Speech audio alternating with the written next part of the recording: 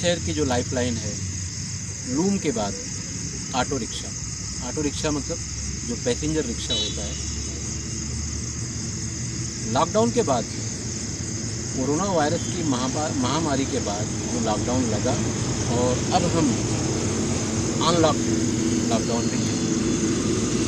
भिवंडी शहर में एक अंदाजे के मुताबिक करीब 20 से 25 हज़ार रिक्शा है और कई हज़ार रिक्शे रोज़ भिवंडी शहर के बाहर से, यानी कल्याण, थाना या आसपास के जो ग्रामीण इलाके वहाँ से भिवंडी शहर में आ रहे हैं।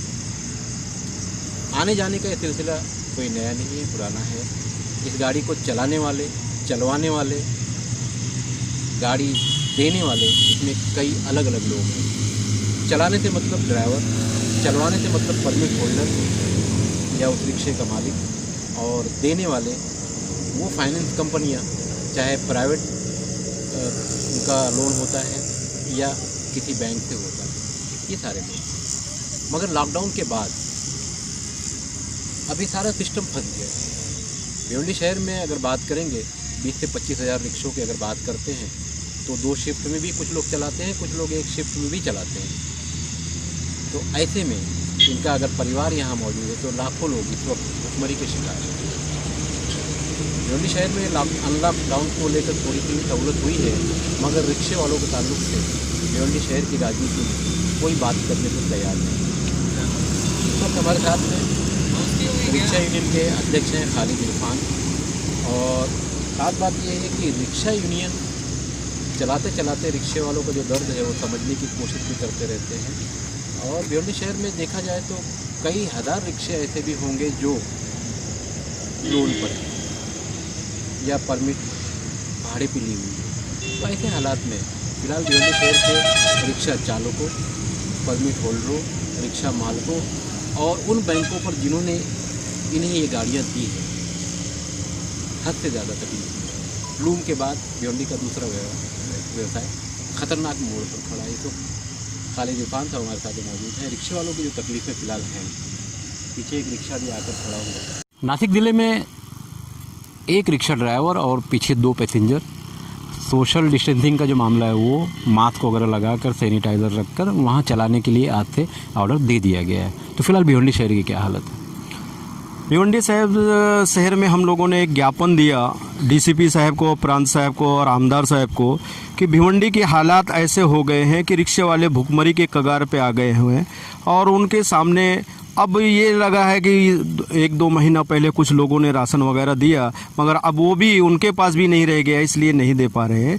और ये हालात हो गए हैं कि वो लोग अपने घर का जेवर या बर्तन या ये वो बेच के वो लोग अपना परिवार चला रहे हैं और गुहार लगा रहे हैं, मगर भिवंडी का कोई भी लीडर सुनने को तैयार नहीं है। हम इंशाल्लाह जब वक्त आएगा तो हम लोग भी, रिक्शे वाले भी बताएंगे कि हमारी क्या ताकत है, और हमने बताया भी, दिखाया भी है। मगर आज हमारे रिक्शे वाले बेचारे खून के आंसू रो रहे हैं, मगर किसी भी पार्टी के कोई भी आदमी हम तक आके संपर्क नहीं कर रहा है और ये नहीं कर रहा है कि तुम्हारे रिक्शे वालों की समस्या, चलो हम फला जगह जिलाधिकारी के पास या गृह मंत्री या मुख्यमंत्री या किन के पास चल के आपकी समस्या हल करेंगे। ऐसा कोई कुछ नहीं कह रहा है। मेरी हाथ जोड़ के विनती है कि हम गरीब रिक्शे वालों के लिए कुछ सोचो। अल्लाह ताला तुम्हारी मदद करेगा। आप गरीबों के सोचोगे तो अल्लाह ताला आपकी सोचेगा। यही बात हम आपसे कह रहे हैं। भाइयों, आज ये हालात हो गए हैं कि बैंक वाले उनको धमकियां दे रहे हैं, अगर आप जो है ना, अगर बैंक का लोन नहीं भरोगे तो आपके घरों को, ऐसा एग्रीमेंट बना लिए हैं हम लोग कि आपके घरों को सील कर सकते हैं, बेच सकते हैं। और कई रिक्शे वाले तो आत्महत्या कर लिए। यहाँ कहाँ के रिक्शे वाले थे? ये एक संगम पाड़े के और बारिका कंपाउंड के कुछ दिन पहले एक रिक्शा यहाँ के रिक्शे वालों को उठा के लेके गए थे। रिक्शा उठा के लेके गए थे तो वो लोग मुल्क से खेत बेच के लाके यहाँ पे परमिट बनाए थे और रिक्शा चला रहे थे, मगर हफ्ता ना भरने की वजह से बैंक वालों ने उनका रिक्शा उठा ले गए, जिसकी वजह से शर्म के मारे वो लोगों ने आत्महत्या कर लिया था। वही हालात यहाँ पे हो गए। मैं आप इस सरकार सिया सराय बॉल वो और जो भी शर्तें हैं वो शर्तों के साथ अगर वो यहाँ पे। भिवंडी शहर में फ़िलहाल कोई चुनाव नहीं है। चुनाव के समय पर भिवंडी शहर के सम्राट, कार्य सम्राट, इस तरह के बहुत सारे नेता भिवंडी शहर के रास्तों पर रिक्शे वालों की हालचाल पूछते हुए मिलते हैं, मगर फ़िलहाल इलेक्शन दूर है, इसलिए रिक्शे वालों का दर्द समझने के लिए भिवंडी शहर में कोई नेता आगे आने को तैयार नहीं है, क्योंकि आगे आने में, अगुवाई करने में खर्च करना होगा और खर्च करने को कोई नेता तैयार नहीं है। मैं मेरे सहयोगी सलमान मेमन के साथ खान फ़ख्र आलम।